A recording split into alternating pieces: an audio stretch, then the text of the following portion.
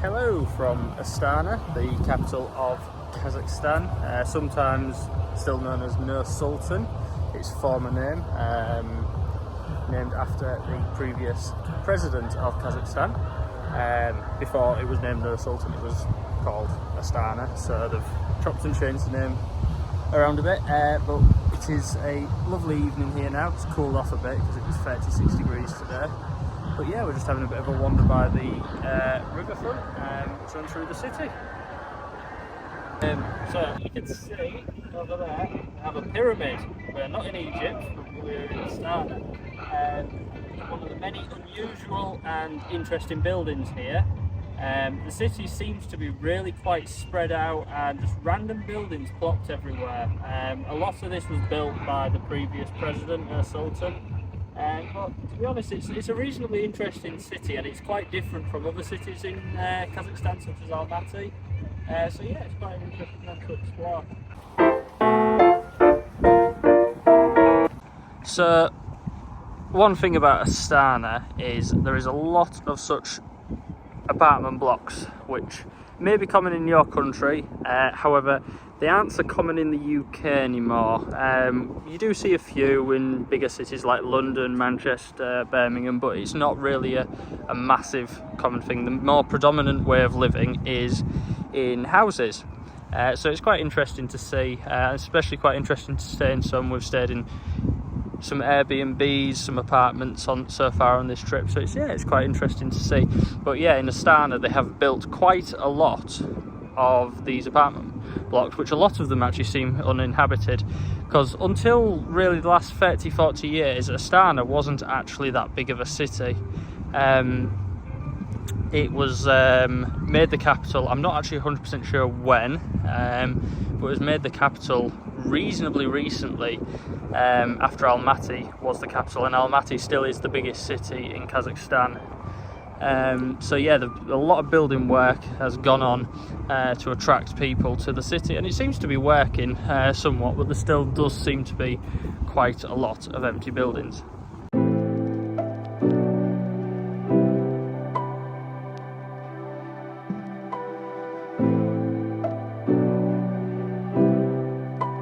So the river we are alongside is 2,450 kilometers long and flows through Kazakhstan and Russia. It's called the Ishim River, and it flows into various other rivers in Russia, goes past sort of Omsk area and heads up to the northern part of Russia. So yeah, it's quite a long river, and it is frozen from November until March, because the temperatures here in Astana get very, very cold.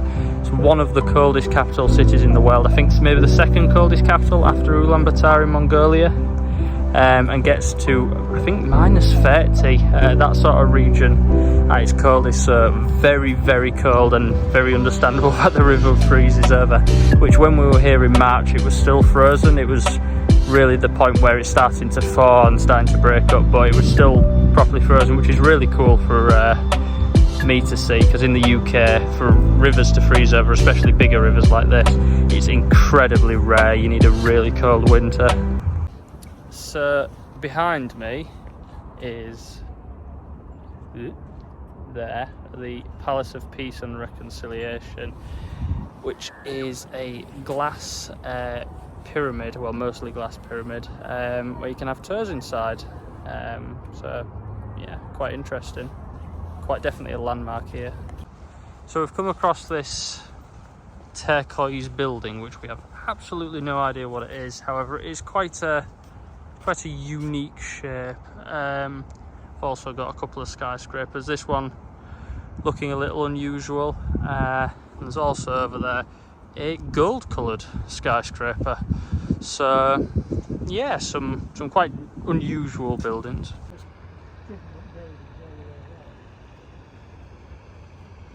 Well, it looks monumental and empty, and we found out that that building is a concert hall. Yep.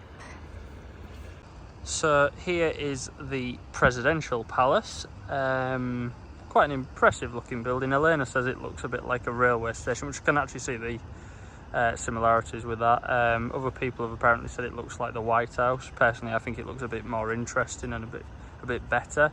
But yeah, that is where the Kazakh president resides, in Astana. We are now at this area where there's a lot of gold coloured windows on buildings, including these two towers, and then this building which has a big archway, and they've all got gold windows, which is I suppose it depends on taste. We're not too convinced on it.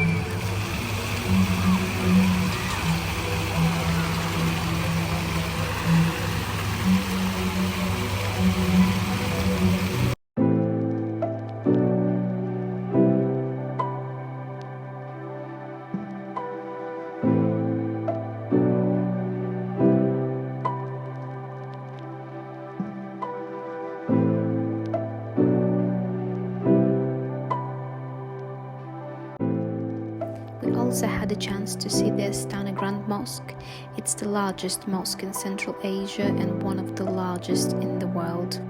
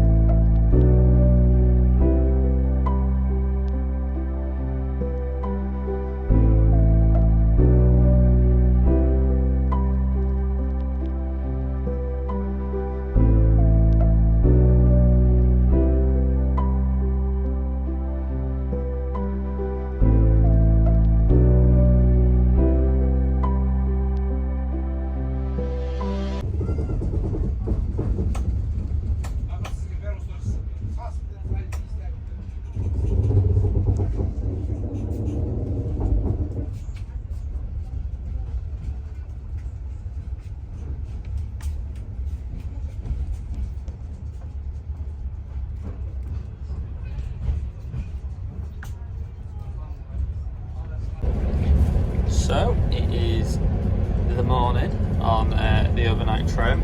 We filmed a little bit last night of the cabin. However, it was extremely hot when we got on the train.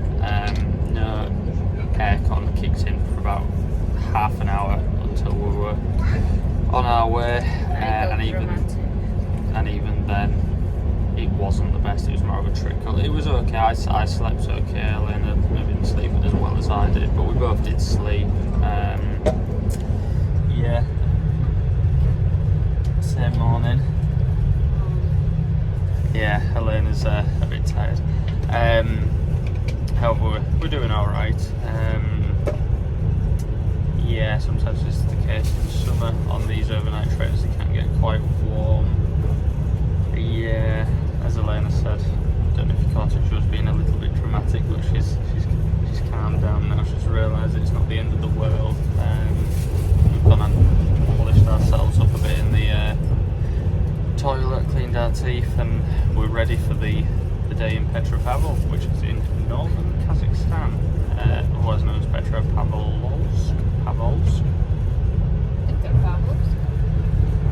What Elena said. My Russian pronunciations and Kazakh pronunciations aren't getting particularly any better, unfortunately. But yeah, this is basically where we've slept. You get this blue mat and on top of these leather seats, and then you basically put a bedding sheet over it. Then you have a sheet to sleep under. You get your pillowcase as well. To be fair, I find them reasonably comfy and usually sleep alright on trains, which is quite fitting given my interest in trains. I think one thing that I would mention when I was a kid, when I was like 5 or 6, I used to tend to sleep on a night train. So now I'm fulfilling these young dreams and aspirations in my 20s by going on multiple Kazakh night trains, and by the end of all of them, maybe I'll not agree with my aspirations so much, but we'll soon see.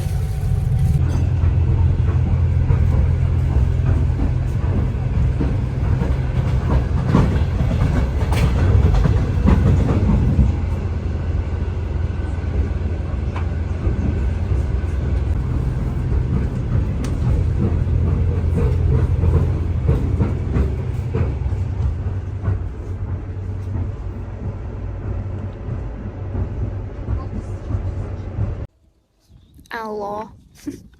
Hello.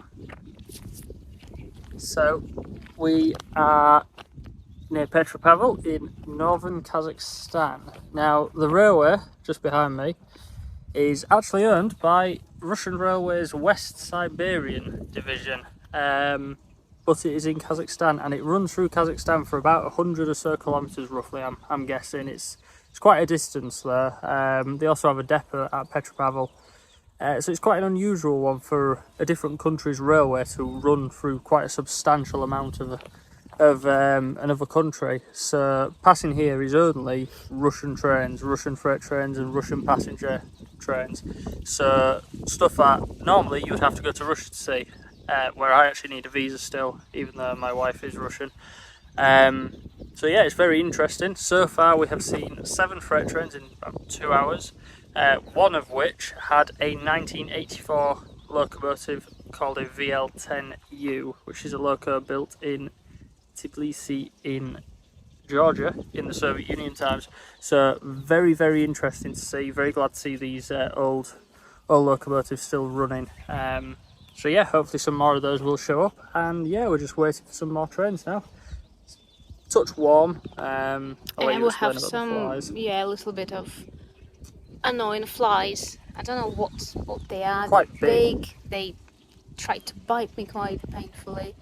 Yeah. So it's not too bad currently, but they seem to be they come in waves really. They look like sort of big bees, but they're not bees. They're not as friendly as bees. So. Yeah, they're not.